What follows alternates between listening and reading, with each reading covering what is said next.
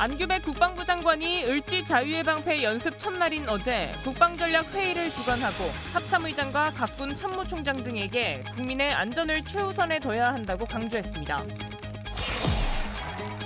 우리 군이 해외 파병 지역까지 환승 없이 연결되는 직항 항공편 운항을 시작했습니다.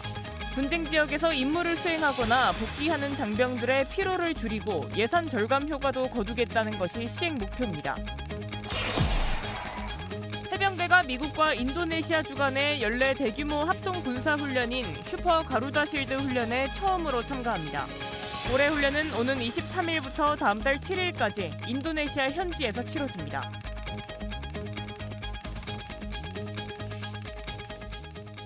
시청자 여러분 그리고 국군 장병 여러분 안녕하십니까? 8월 19일 KFN 뉴스 시작합니다. 첫 소식입니다. 안규백 국방부 장관이 UFS 1일차 국방전략회의를 열었습니다. 안 장관은 우리 군의 국민의 안전을 최우선으로 연습에 실전적으로 임해주길 당부했습니다. 송민아 기자입니다. 18일 저녁 수도방위사령부 지하 벙커인 B1 문서고에서 열린 UFS 1일차 국방전략회의는 국민의 안전에 방점이 찍혔습니다. 회의를 주관한 안규백 국방부 장관은 합참의장과 각군 참모총장 등 주요 지휘자들에게 국민의 안전을 최우선에 둬야 한다고 강조했습니다. 그러면서 전쟁에 대비해 최단 시간에 최소 희생으로 승리를 달성할 수 있는 국가총력전 수행 태세를 갖출 것을 주문했습니다. 이를 위해 연합방위 태세를 더욱 강화해야 한다고도 했습니다.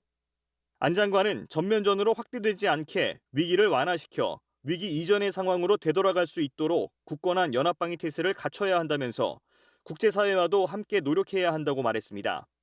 이와 함께 우리 군이 이번 연습에 실전적으로 임할 것이라는 점도 강조됐습니다. 실전 감각은 말이나 글로 표현할 수 없는 것이라고 밝힌 안 장관은 실전적 감각을 익히는 것이 군의 숙명이라며 즉시 행동화할 수 있는 전쟁 수행 능력을 갖출 것을 주문했습니다. KFN 뉴스 송민아입니다. 김정은 북한 국무위원장이 을지 자유예방패 연습을 두고 북한을 향한 가장 적대적인 의사표명이라고 비판했습니다. 김 위원장은 최근 건조한 신형 구축함을 점검하며 핵 무장이 단계적으로 진행되고 있는 것에 만족감을 표시하기도 했습니다. 이태검 기자의 보도입니다.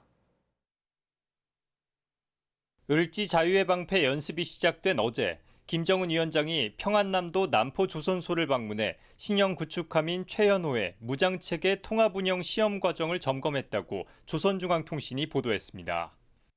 김 위원장은 이 자리에서 미국과 한국의 합동 군사연습은 가장 적대적이며 대결적이려는 의사를 숨김없이 보여주는 뚜렷한 입장 표명이라고 비난했습니다.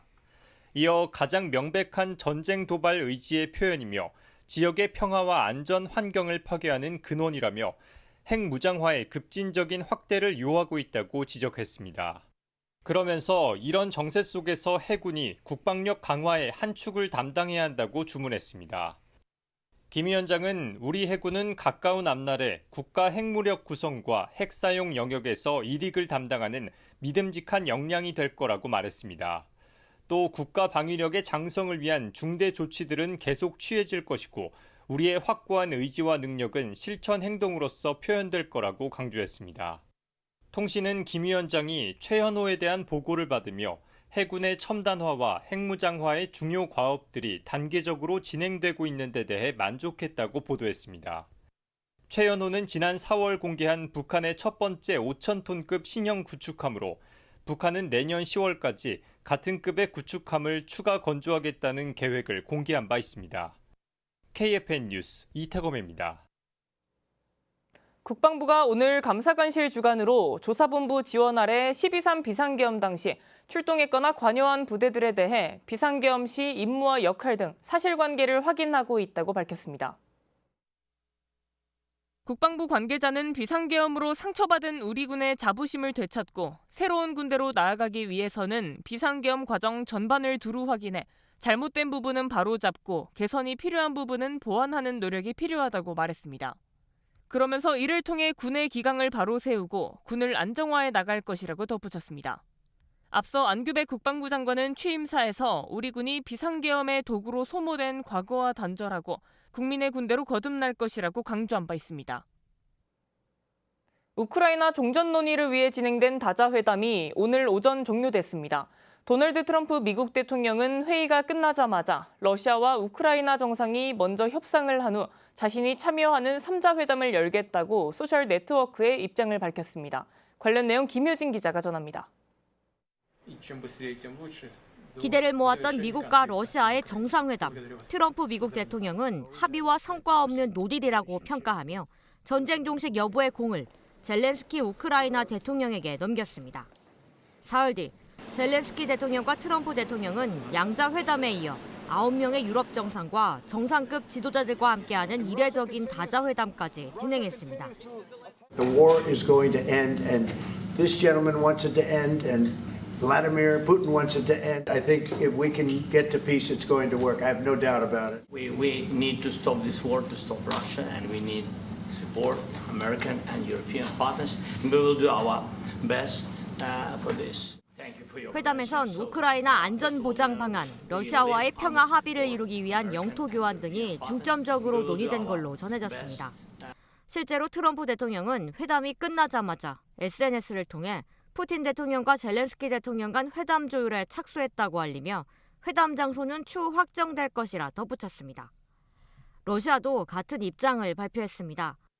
유리 우샤코프 러시아 대통령 보좌관은 브리핑을 통해 푸틴 대통령과 트럼프 대통령이 약 40분간 통화를 했다고 전했습니다. 이어 두 정상이 러시아와 우크라이나 대표단 간 직접 협상을 이어가야 한다는 데 의견을 같이 했다고 또 밝혔습니다. KFN 뉴스 김효진입니다.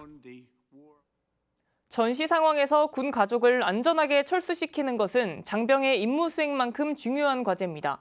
국군 수송사령부가 실제 군 가족을 대상으로 철도 수송 훈련을 진행하며 수송 지원 능력을 점검했습니다. 안재영 기자의 보도입니다. 손을 꼭 잡고 모인 군인 가족들이 3355 문산역 앞에 집결합니다. 집결이 완료되자 이들의 안전한 호송을 맡은 간부가 신원 확인 절차에 들어갑니다. 1보병사단 그리고 1포병여단 가족분들은 이쪽으로 사회정대.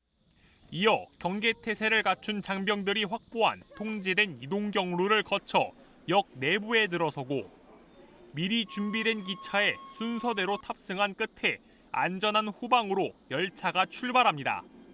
국군 수송사령부가 18일 문산역 일대에서 군가족 철수 훈련을 진행했습니다.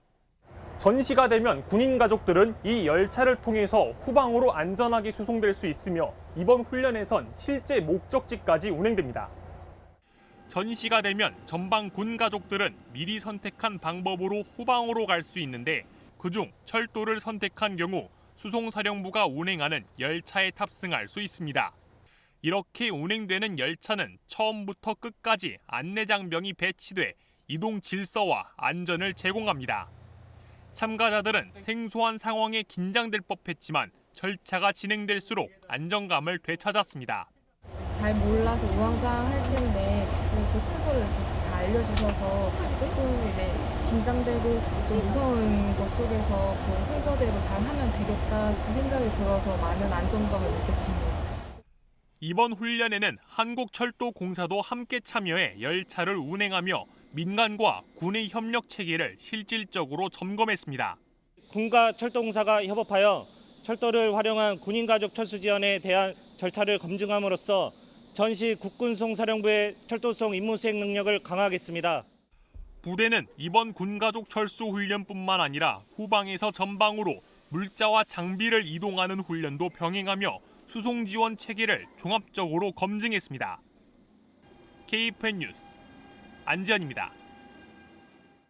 어제 보도에서 한빛부대 19진 장병들의 해단식 모습을 전해드렸는데요. 특히 이번 19진은 국군 수송사령부와 국내 항공사의 협업을 통해 직항 노선으로 입국해 더욱 편안하고 빠르게 가족들을 만났다고 합니다. 백재훈 기자가 취재했습니다. 한빛부대 19진의 해단식 현장. 8개월 만에 가족을 만난 장병들의 얼굴이 어딘가 모르게 더 환해 보입니다.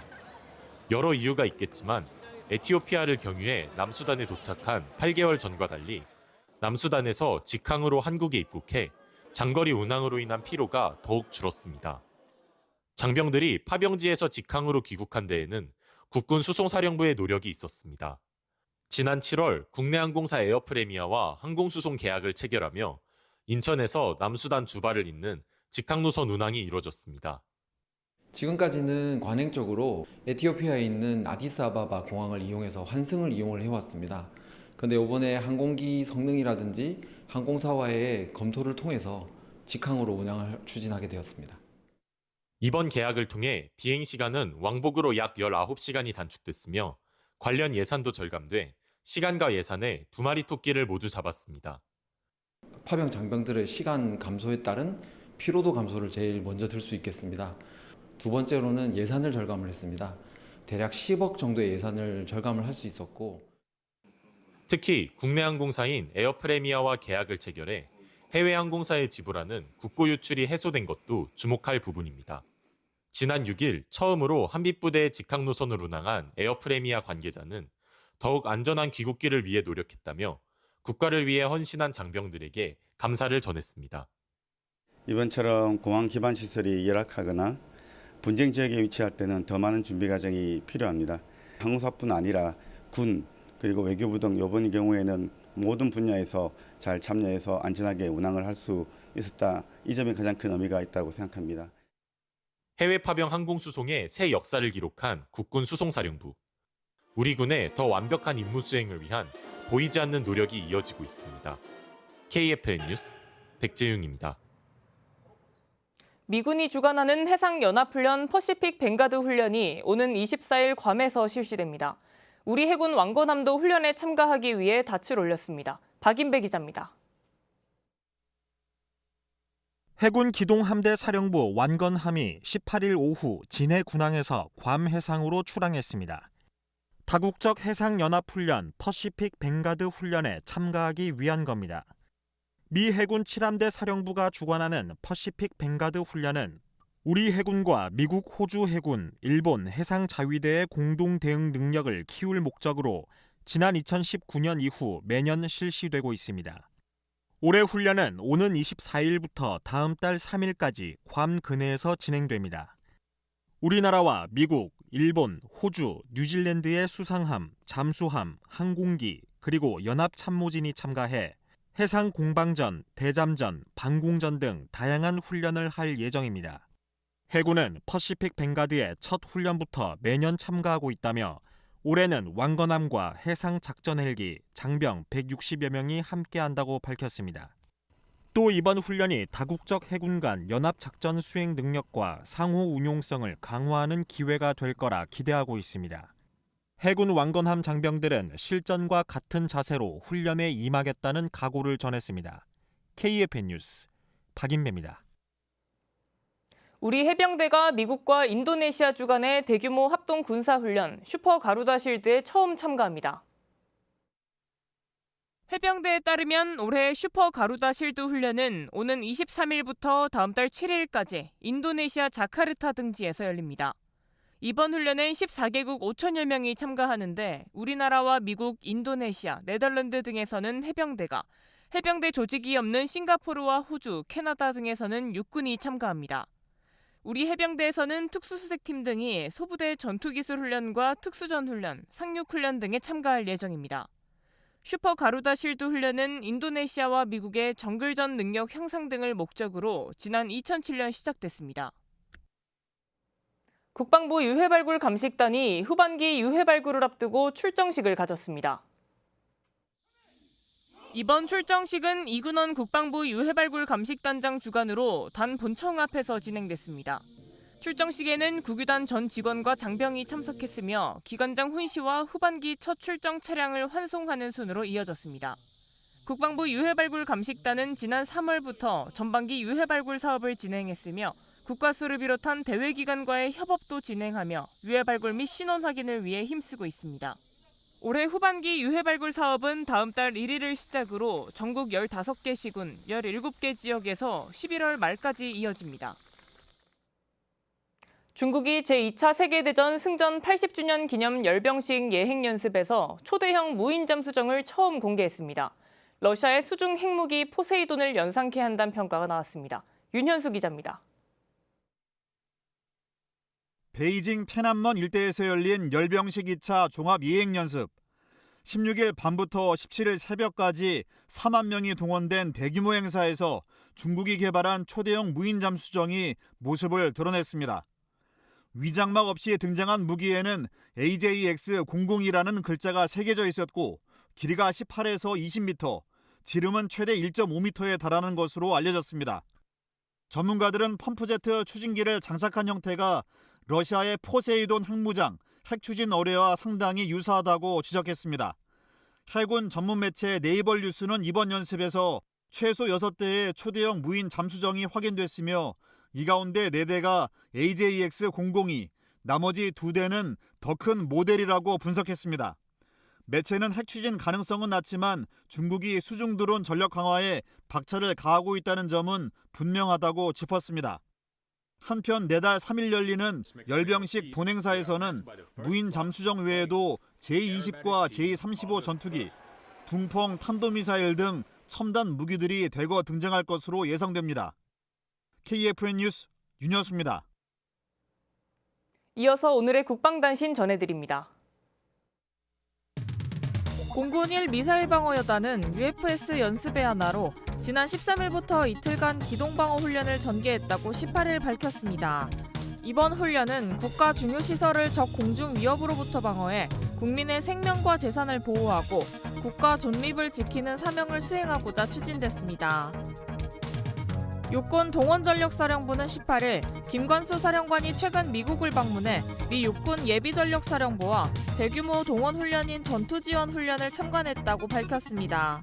김 사령관은 동전사가 미래 예비전력사령부로서 임무를 수행할 수 있도록 부대 조직 구성과 교육체계 등 발전 방안에 대해 다양한 의견을 나눴습니다. 육군 17보병사단은 지난 16일부터 인천시 서구와 부평구에서 병력과 공병 장비를 투입한 가운데 수해복구 활동을 실시하고 있다고 18일 밝혔습니다. 장병들은 공장과 상가로 밀려든 토사를 제거하고 침수된 민가와 도로를 정리해 지역 주민의 빠른 일상 복귀를 도왔습니다.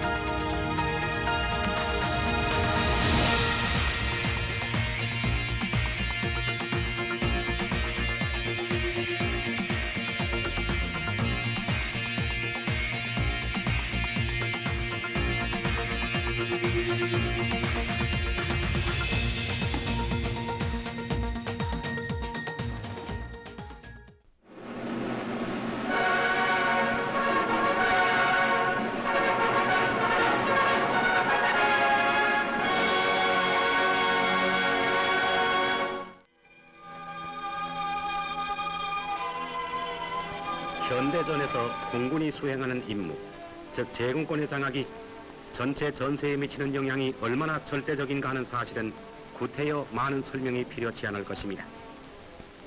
지상전이나 해상전의 승패를 좌우하는 공군의 위력을 의심할 사람은 이미 없기 때문입니다.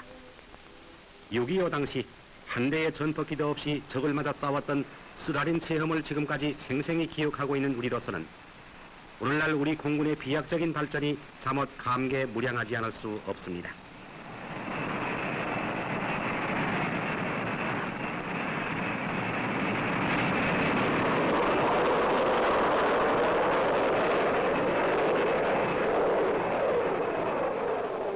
동란 이후 계속 착실하게 실력을 키우며 전력 증강을 위해 힘써온 우리 공군은 다시 지난 1968년 8월 친의 전술기로 우수하게 개발된 팬텀기를 도입함으로써 우리 국방력 강화에 새로운 전기를 맞게 되었습니다.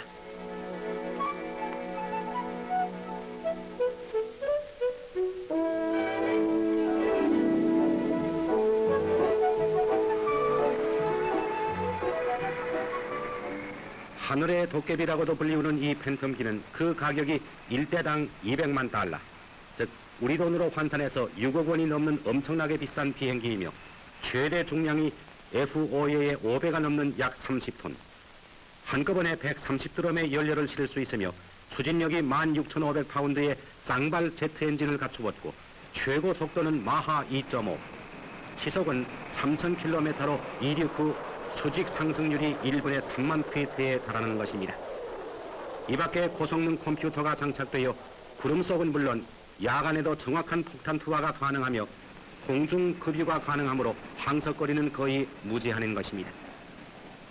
현재 소련제 전폭기 미그 21보다 제반 공중 기동 성능 무장면에서 월등하게 우수하며 폭격, 요격의 최고 능력을 겸비한 정예기인 것입니다.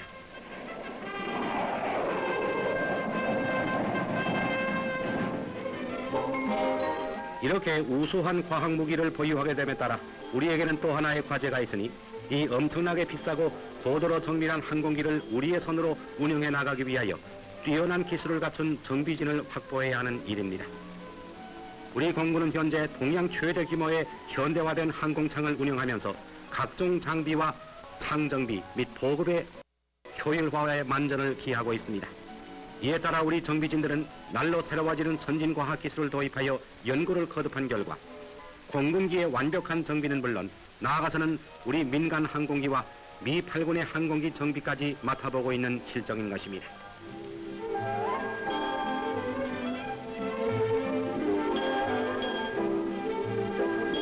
저 거대하고도 의젓한 모습의 하늘의 방패 팬텀이 우리의 영공을 누비며 국토 통일의 수건을 이룰 수 있는 돌파구를 찾아 힘찬 비행을 계속하는 한 국토 통일의 그날도 머지않아 찾아올 것을 우리는 굳게 믿어 의심치 않은 바입니다.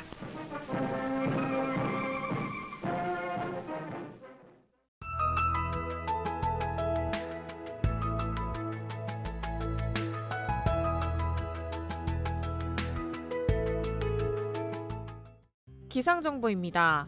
연일 찌는 듯한 더위가 밤낮을 가리지 않으면서 이번 주도 무더위는 지속되겠습니다. 내륙으로는 산발적인 비가 조금 더 이어지겠습니다. 자세한 날씨 알아보겠습니다. 하늘에 구름이 많이 지나가며 내륙을 중심으로는 기습적인 소나기가 지날 수 있겠습니다. 중부지방은 오전부터, 그 외의 내륙 지역은 오후부터 소나기가 나타나겠습니다. 동부 산악 지역은 강풍에 유의하시기 바랍니다. 내일도 후텁지근한 날씨가 이어지겠으며 구름 많고 내륙으로 소나기가 예상됩니다. 내일 아침 최저기온은 서울 26도, 대구 25도가 예상되며 한낮 최고기온은 서울 31도, 대구 35도가 예상됩니다. 주간 기상 전망입니다. 이번 주 대체로 맑은 날씨가 지속되는 가운데 일부 지역으로 오후 한때 소나기가 예상됩니다. 주말부터는 구름 많은 날씨가 이어지겠습니다. 이상 공군기상단 제공 기상정보였습니다. 이것으로 KFN 뉴스를 마칩니다. 시청해주신 여러분 고맙습니다.